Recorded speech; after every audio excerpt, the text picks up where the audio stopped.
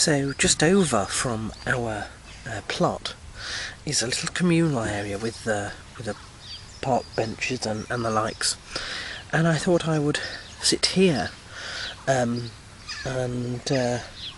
give a sort of review on UFC 162. I don't often do reviews anymore, but some very interesting things occurred last night, which I really feel that I ought to talk about.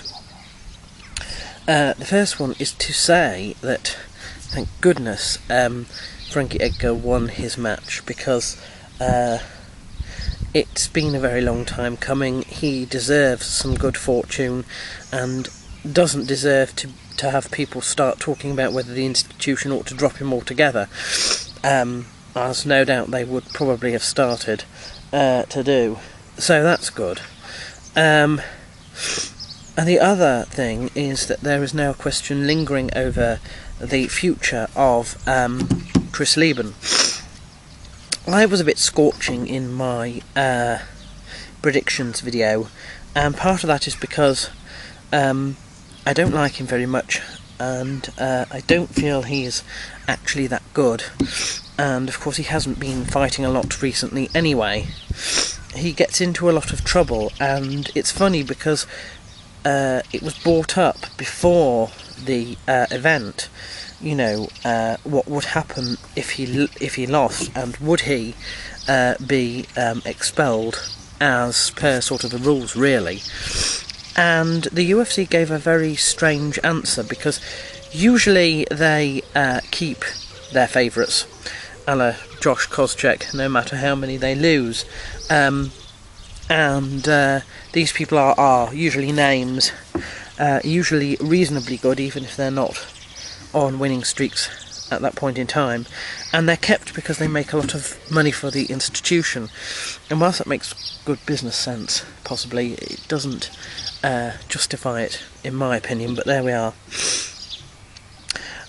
But the president gave a rather weird response, that he didn't want to talk about it because he didn't want to face basically the possibility of it happening.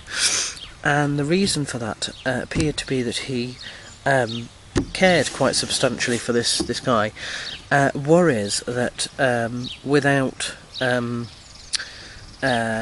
you know, being in the UFC, he may go off the rails completely, and almost seems to take a sense of responsibility for that. Now, I have in past times argued the case that the UFC ought to take more responsibility in terms of pastoral care for their fighters.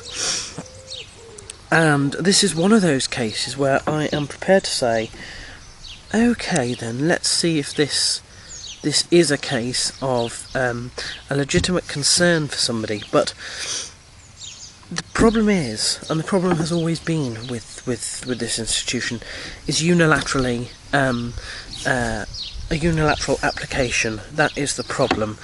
There's no uniformity in what they do.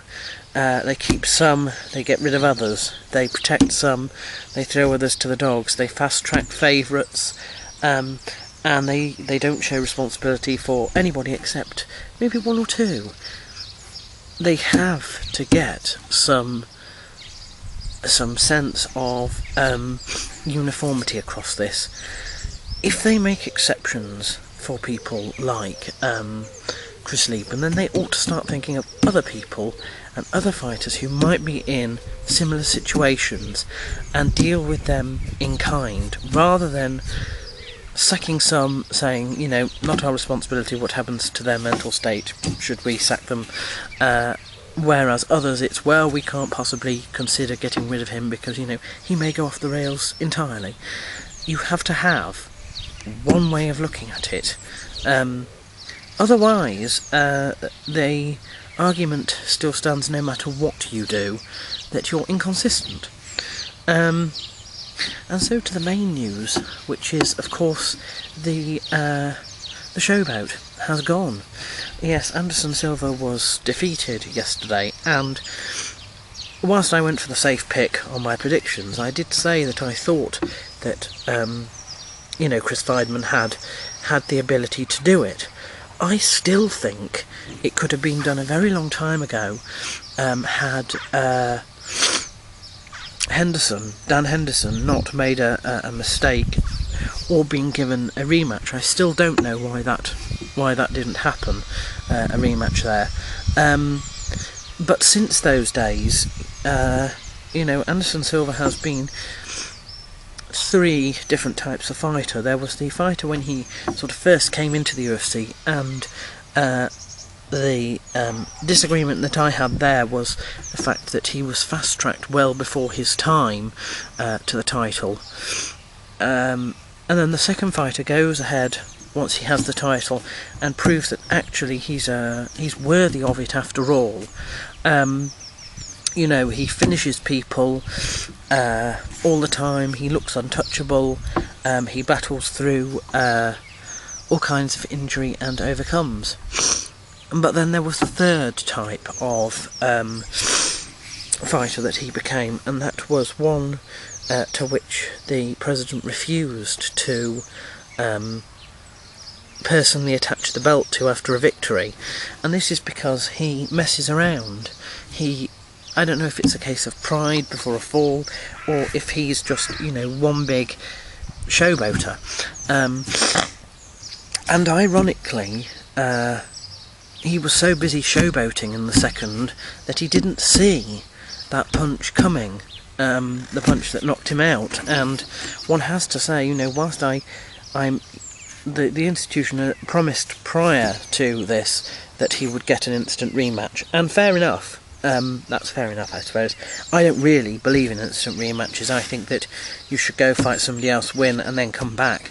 But he has been on the throne for so long that perhaps, whatever, I don't see it going his way in a rematch. I think this has completely changed things. And I don't know now what his future holds, but I very much doubt it will be a return to that sort of glory. Although you have to say that there is an interesting coincidence here in terms of Weidman's pedigree, which is the one thing that the one reason I consider not supporting him, I suppose, and that's that he is from the camp of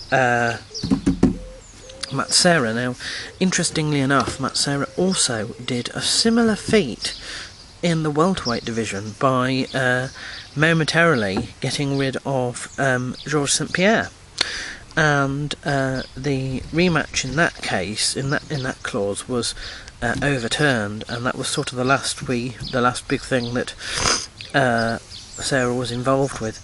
I didn't like his attitude at all, and my one concern, although it's unfounded at present, is that Weidman may turn out to be just as much a discredit as his master, and that's something that I'm sure the whole world is going to be watching, because the eyes of the world will now be on him, considering what he has managed to achieve this weekend. The difference is, I do feel that could be unfounded. Nothing I have seen yet has proved that to me, and he's already done enough to have won Fighter of the Year last year, so for that reason possibly I see him being around past the rematch and continuing for some time. There is some thought in the back of my mind, though, that thinks perhaps Rich Franklin ought to make some sort of bid for return here, because, Anderson Silva is now dispatched, and the current thought at the time of Franklin's fall was that were the title holder to be anybody else, it would be Rich Franklin's there for the pickings for him to sort of reclaim his throne, and I just wonder because he hasn't yet retired, whether he ought to now make a bid himself, qualify himself whilst this rematch is going on, and then make a bid for it. And he may find that this is a second wind for him. Although, you know, I haven't yet, you know, I'm not yet saying that I'm against Weidman being champion for a long time. So, but it's just something that something that's in my mind. That's all.